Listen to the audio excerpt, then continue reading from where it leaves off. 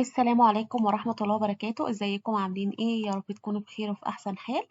النهاردة ان شاء الله هنعمل مع بعض ورشة آه حلوة قوي، يعني هتعجبكم ان شاء الله. يعني هنعمل حاجة زي الطابع ده، هنحاول نقرب. طبعا انا زي ما قلت لكم انا ما بشتغلش الحاجة يعني ايه بالتفاصيل، لا انا ليا انا دماغي وليه حاجتي. انت عايزة تعملي انتوا عايزين تعملوا حاجة بالتفصيل براحتكم، بس انا بقول لكم الفكرة بتتعمل ازاي. طيب تمام. دلوقتي يا جماعة أنا عندي غرفة تقريبا الغرفة دي كانت 5 في 5. لا مش 5 في 5. أنا كنت هنا عاملة طبعا تجربة علشان أحضر البلوكات عشان تبقى كلها موجودة في الفيديو ما يطولش. طيب أنا عندي هنا غرفة تقريبا 6 في 5. تمام. حطيت بس ال حطيت بس الايه الأرضيات باركيه ودهنتها كده، وحطيت اللي هي الوزر اللي بيبقى تحت دوت. وهنبتدي بقى إن شاء الله اللي احنا ندخل في ازاي ان احنا نعمل الجدار دوت. فأول حاجة عندي بدوس كده على الجدار. أول ما بدوس عليه طبعا انتوا عارفين اللي هو بيتسلك، بيبقى بيعمل مثلا سلكت كده بيبقى باللون الأزرق، فأنا كده واقفة عليه خلاص. فهبتدي ان انا ادخل اعمل وول اديتور. فبدخل في وول اديتور دوت، وبعد كده نشوف تفاصيل. بتجيلنا صفحة تانية خالص. بتجيلنا صفحة تانية خالص. فالصفحة دي بتبقى بالشكل ده. هنا بتشوفوا الحاجة 3D وهنا بتشوفوها 2D. طيب أول حاجة عندي بجيب هنا، بدخل عند الجزء دوت وبعمل المسطرة بتاعتي. المسطرة أول ما بدوس هنا ببصوا شكل الماوس بيبقى شكله عامل ازاي.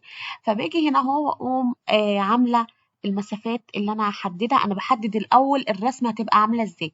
فأنا مثلا هعمل هنا 20 سنتي. هعمل هنا 20 سنتي، وهاخد من هنا برضو 20 سنتي. خلاص، وهنزل برضو هنا 20 سنتي، وكمان هنزل من هنا 20. طيب خلاص. هاخد من هنا متر. خلاص، البانو بتاعي. وهاخد من هنا برضو متر. هعمل متر. طيب، وهاخد من البانو ده 20 سنتي، وكمان هاخد من هنا 20 سنتي. خلاص. طيب احنا خلاص قسمنا التقسيمة بتاعتنا كده. فهاجي ارسم البانو بتاعي بالشكل ده. هجيب اي ريكتانجل من هنا وهقوم رسمة البانو على الخطوط، يعني مستطيل كده على الخطوط اللي انا عاملاها. طيب، وهاجي هنا عند اوفست وهقوم عاملة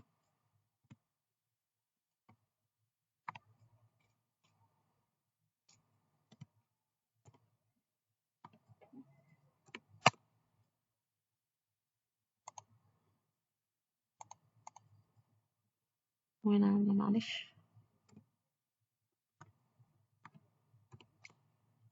كمان. هاجي هنا اقوم. لا استنوا، تعالوا نشتغل على واحدة بس الأول. خلاص أنا عملت شكل المستطيل ده. فهاجي هنا عند المستطيل اللي في النص ده، أدوس هنا عند الشنفر ديت وأقوم عاملاه بالشكل ده. أنا عايزة الرسمة تبقى فوق بس مش تحت كمان. فهجيب هنا، هدوس هنا على مستطيل وهقوم عاملة كده، وهقوم مسحة الأجزاء دي. خلاص، وهقوم مسحة كمان الجزء ده. خلاص كده. طيب أنا هاجي بقى هنا، هاخد ده هدوس كده في النص وهعمل دبل كليك لده هنا اهو.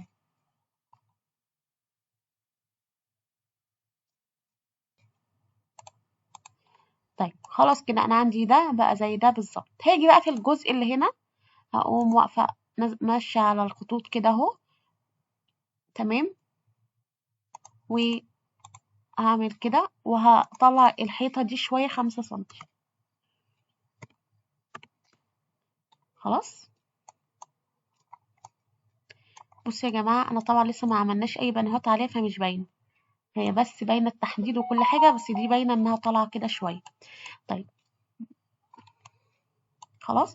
طيب اول حاجة بقى هنعملها، هنجيب البانوهات بتاعتي بنجيبها من موديلنج، من الجزء ده كده. عندي بانوهات كتيرة جدا، بس انا في بانو كذا حاجة كده حباها، فانا هاجي انا شكل البانو ده بحبه قوي، فهاجي هقوم عاملاه هنا اهو، وهاجي برضه اجيب هنا واقوم عاملاه هنا اهو. خلاص اهو تمام. طيب هاجي بقى البانو برضه ده انا بحبه، بحب شكله، فهاجيبه برضه كده واقوم حاطاه هنا اهو، واقوم حاطاه، لا قبل ما احطه هنا اهو هاجي بص هدوس على اللاين ده، اللاين ده، وهقوم عامله كده اهو. انا عايزه البانو يبقى في الجزء ده والجزء ده فاضي. خلاص. طيب فهاجي بقى خلاص انا عملت البانو، هاجي ادوس دبل كيت واقوم دايسه في الجزء اللي انا هحدد فيه البانو بس. طيب اهو بصوا بقى الشكل ده، وهقول لكم ليه دلوقتي. اهو شايفين؟ علشان احنا هنيجي عند هنا وهنحط كرانيش كده في الحتت دي. انا برضو كنت حافظاها. بصوا الجزء ده انا هحط فيه، الجزء ده انا هحط فيه الكورنيشة دي او الكورنيشة دي. تعالوا نشوف ديت كده. لا دي كبيرة قوي، كبيرة قوي.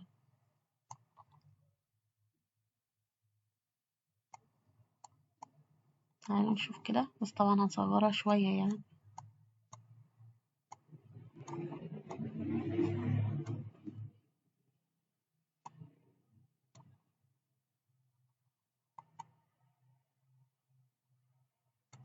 تعالوا نشوف كده شكلها عامل ازاي. مش حاساها حلو خالص. هنمسحها وهنجيب الكورنيشة دي لطيفة قوي، فهنيجي اظبطها بقى، اظبطها واجيلكم. خلاص هنا ظبطنا البانوهات بتاعتي. بصوا طبعا معلش عشان قفلت وفتحت تاني اهو. طيب اول حاجة بقى هنعملها طبعا اللي احنا هنغير الماتيريال بتاعت البانو، فبندوس على البانو كده اهو، فهنيجي عند هنا ماتيريال وهنغير الماتيريال بتاعته، فاحنا عايزينه برضو على رمادي مثلا، وهندوس هنا برضو.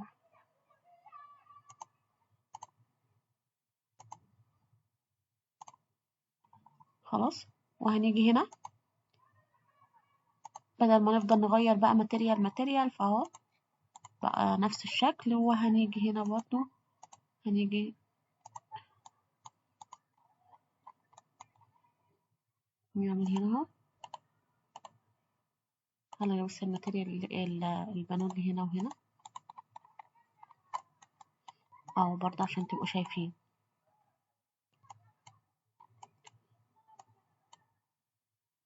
خلاص.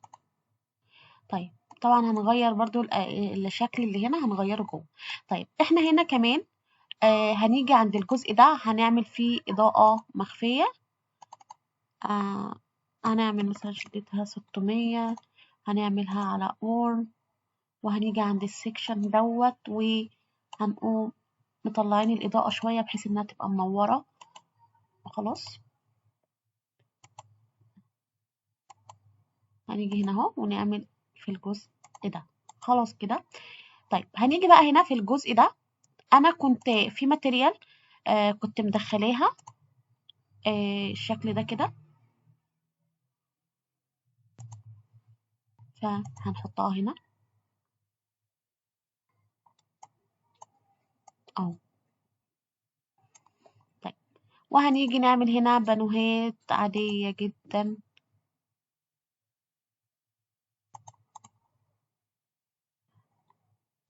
هنمسك هنا هظبط البانو هجيلكم.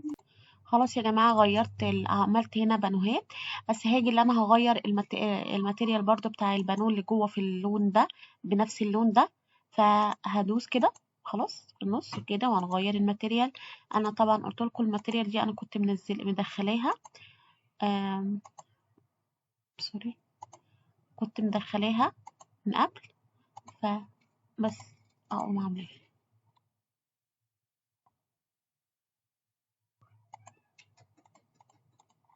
بس كده يا جماعة، بصوا الشكل بصراحة بقى جميل جدا. خلاص. خلاص هنيجي نعمل بقى السقف. هندوس كده اهو من جوه من جوه بدل ما اطلع بقى من بره كل حاجة. وهعمل ايديت، هدوس عند السقف واعمل ايديت. طيب احنا السقف هنعمل ايه؟ السقف هيبقى بسيط قوي، انا مش هعمله نفس الشكل ده بصراحة، لا. يعني انا يعني هقرب منه شوية. ف هاجي هنا عند توب السقف بتاعي اهو. طبعا ممكن ننزله شوية، او مش ممكن، مش لازم يعني. لا. هاجي هنا عند توب كيرفي، وعندي هنا اشكال كتيرة جدا كرانيش حلوة قوي. فانا في شكل معين عاجبني هعمله. هيجي مثلا الشكل ده. خلاص. بصوا.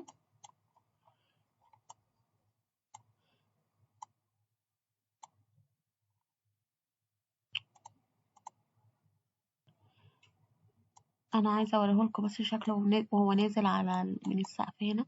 بس طبعا احنا هنغيره شويه. هنيجي عند دي، وهنقوم عاملين مثلا الارتفاع بتاعه مثلا اهو كده حلو قوي.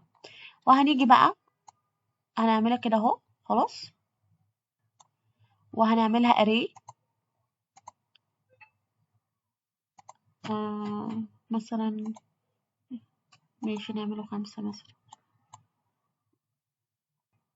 هو مش هيفرق قوي يعني، خلينا مثلا 3 كده ولا حاجة دلوقتي.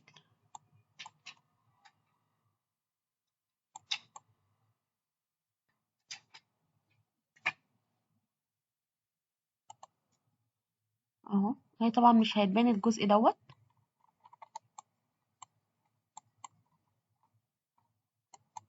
طيب هنا بقى، فاكرين لما احنا خدنا من هنا 10 20 في متر فهنيجي هنا مثلا هنجيب المسطرة بتاعتنا. خلاص هتبقى متر 40 متر بوينت 4.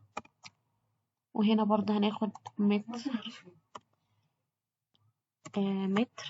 بوينت 44. وهنا كنا طلعنا الجدار كنا طلعنا 5 سنتي مثلا. لا أنا آسفة، كده ده 50، احنا عايزين 5.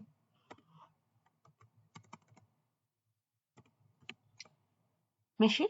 طيب هنا بقى، هنا هنيجي نعمل هنا ريكتانجل كده بسيط. ده مكان الحتة اللي في النص. طيب مش هنا احنا كنا هنجيب بقى البانو بتاعنا ده كده اهو، وهنيجي نحط قصدي الكرانيش بتاعتنا دي اهو. بصوا شايفين. وهنحطه بقى هنا.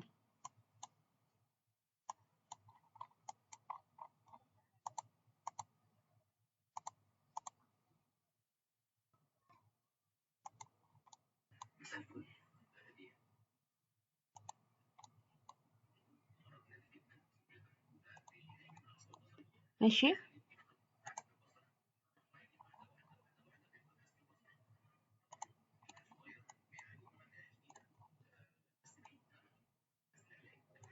خلاص يا جماعة. وهنقوم حاطين في الجزء ده كمان. هخلص الدنيا واجيلكم. اهو يا جماعة حطينا الكرانيش. طبعا هي مش هتبان دلوقتي بالشكل ده. تمام. وكمان هنشوف كده في حاجات كده ممكن نحطها ولا لأ.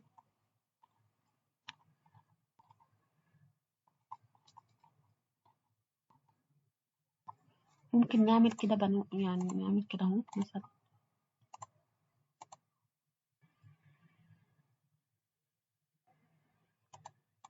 نجيب ريكتانجل كده ونقوم عاملين مثلا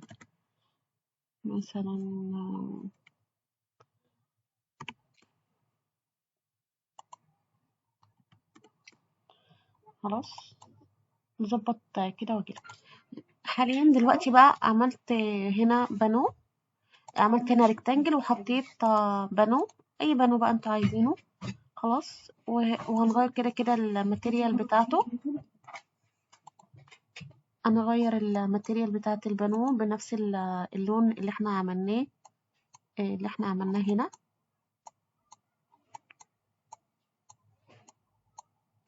هنا، طيب. هنيجي مثلا هنا اهو، هندوس على البانو نفسه، وهنيجي هنا تغيير ماتيريال، وهنيجي هنا اهو وهندوس كده. خلاص الماتيريال بتاعنا اتغير. هنيجي برضو نحط كرانيش. نختار مثلا شكل كده معين. نختار ايه؟ في هنا اشكال جميلة جدا.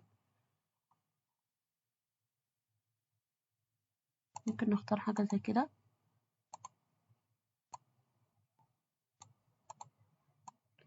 اظبطها بقى واجيلكم اهو. بصوا يا جماعة، عملت الماتيريال دي.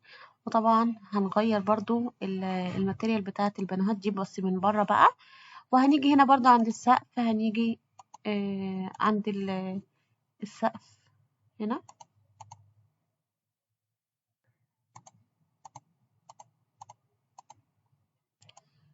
خلاص. وطبعا الكرانيش اللي احنا نزلناه دي هتتغير. خلاص كده خلصنا الجزء اللي هو بتاع السقف وبتاع الجدران. هنيجي بقى بالفرشة، دي، وهنقوم دهنين البانوهات اللي احنا عملناها دي. هدهنها بقى كلها، وهدهن كمان الكرانيش بتاعتي دي. هدهنها كلها واجيلكم اهو يا جماعة. بصوا اهو كده خلصنا البتاع. طبعا انا معملتش الجزء ده عشان احنا بس عايزين نصور الجزء ده دلوقتي. طيب تمام ماشي. وانا شايفة ان احنا ممكن نعمل حاجة زي كده برضو هنا. ماشي.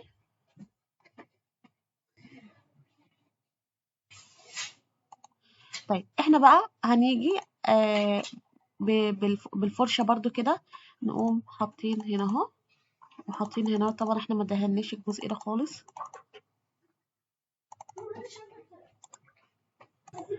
ماشي. نحط بقى هنا وهنا.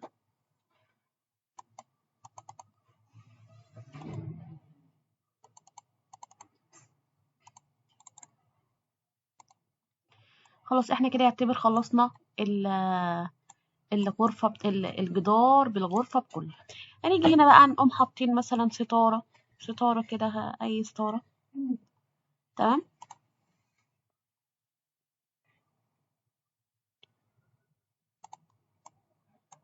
ايه نوع ستارة بقى نحطها هنا مثلا؟ تعالى نحط دي. طبعا يا جماعة انتوا فاهمين ان احنا الهدف من الفيديو اللي هو الجدار ده اللي انتوا ازاي تعملوه، عشان يعني اللي هيقول احنا ما عملناش الجزء اللي ورا وكده. اظبط الستاره واجيلكم. خلاص اهو يا جماعه احنا خلصنا البتاع، الجدار بالغرفه بالسيلينج. فهنعمل ايه بقى؟ هنفرش. انا عندي هنا كان في يعني كان في بلوك عاجبني قوي، حطاه في الفيفوريت. فخلينا نشوفه.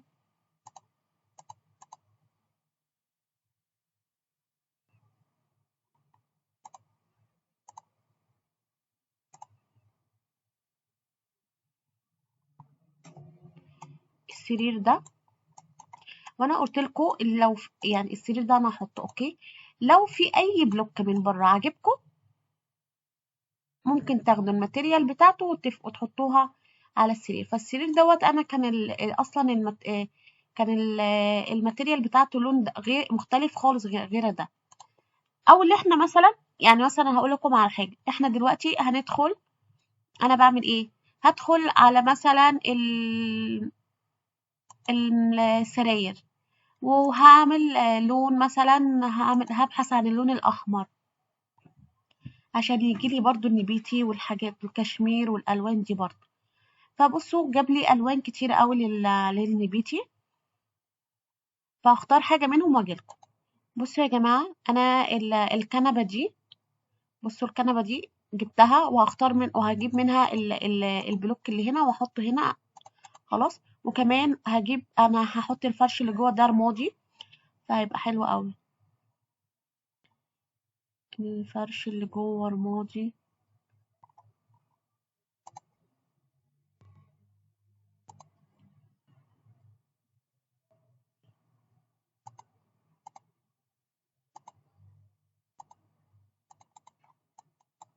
خلاص يا جماعة.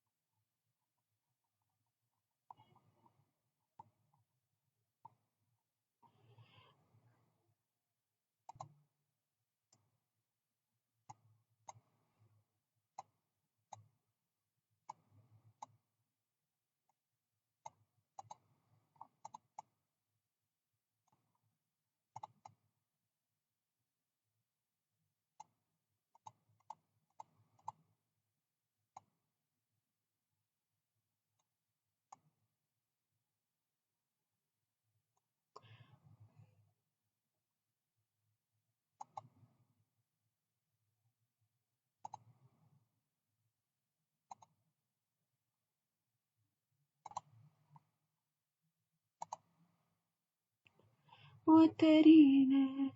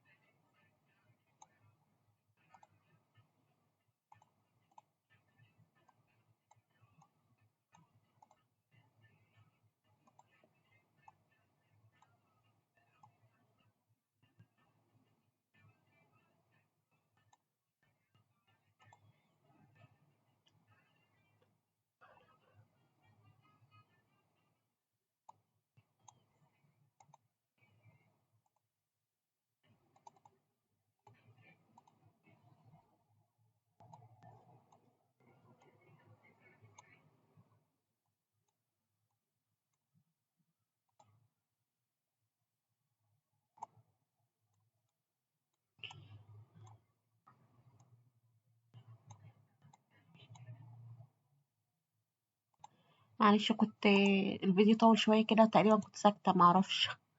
طيب هنعمل برضو الايه، هنجيب النجف بقى اللي في السقف. انا شايفة النجفة دي لذيذة ولا ايه؟ بص هنختار النجف مثلا. انا برضو في حاجات كنت حافظاها في المفضلة، تعالوا نشوف كده منهم حاجة. حاسة ان دي هتبقى لطيفة قوي. طبعا انتوا بقى وذوقكم يعني، هظبطها واجيلكم. بصوا يا جماعة، انا جبت اللي هو الشكل ده، حطيته بالشكل ده، حسيته هيبقى لطيف قوي، اللي هو ده برضه عشان تبقوا عارفين. وغيرت السجادة، عملتها اللي هي الشكل ده. تمام. وكمان هجيب الماتيريال الرمادي اللي احنا فاكرين ان احنا حطيناها دي، اقوم حطاها هنا. مش عارفة، مش حاسة ان انا، ولا انا عايزة احط نبيتي، ولا نحط نبيتي. يلا نحط نبيتي وخلاص. تمام. تعالوا بقى نرندر. انا حاسة ان هي هتطلع حاجة جامدة، فما تيجي برضو نقوم عاملين الجزء اللي هنا ده.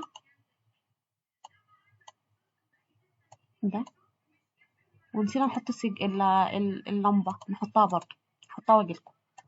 بصوا هقوم حاطة دي النجفة دي.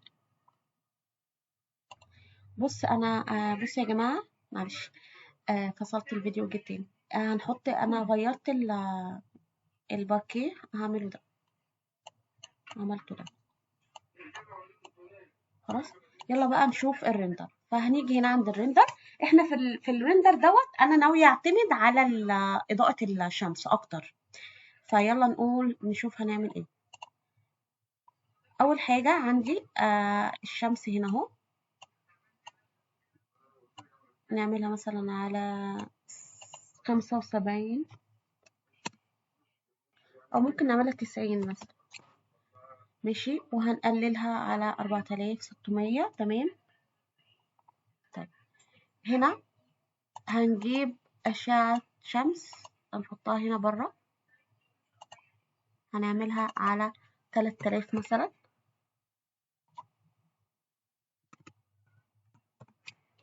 خلاص.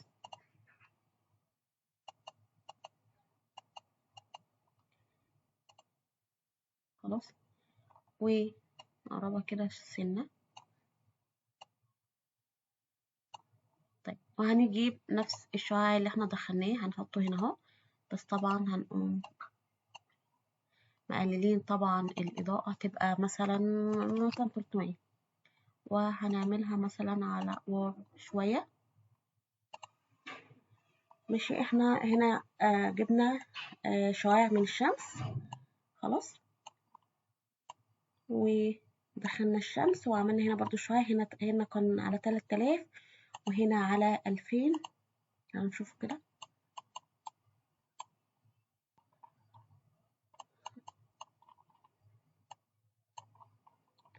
خلاص. تعالوا بقى الرندر ونشوف. دلوقتي بصوا يا جماعة، انا عملناها اللي هي الشكل ده، بس انا نسيت ان احنا هنا عايزين نحط اضاءة وهنا اضاءة. تمام. بس ايه رأيكم كده كمبدئي؟ ده لسه كده بالرندر اللي هو العادي يعني. فخلينا برضو نزود الإضاءة اللي هي ناحية الأباليك. هنيجي ندخل هنا اهو، وهنختار مثلا حاجة زي كده، وهنختارها هنا كمان.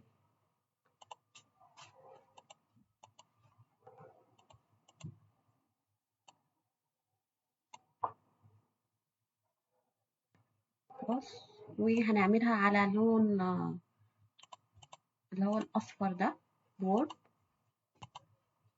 تمام. نفس الكلام هنا اهو.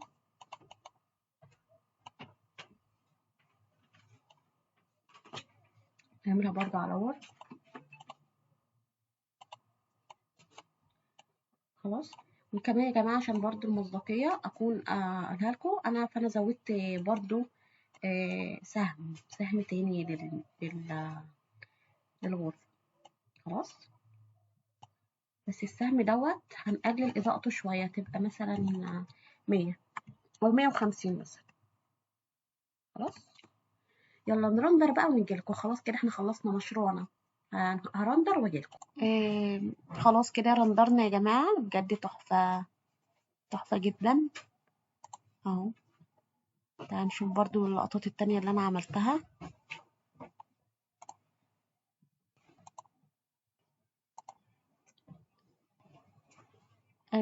اتمنى تكون الورشة استفدتوا منها النهاردة، وإن شاء الله هنزل حاجات تانية كتير بإذن الله، بس شجعوني بقى بلايكات وكده.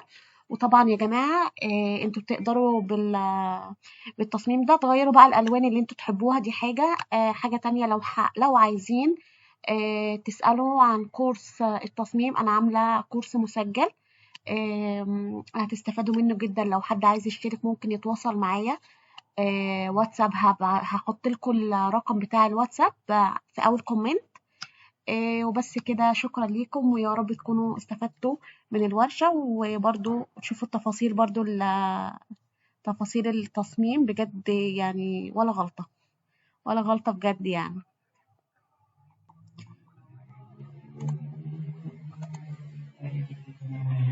وشكرا، باي باي.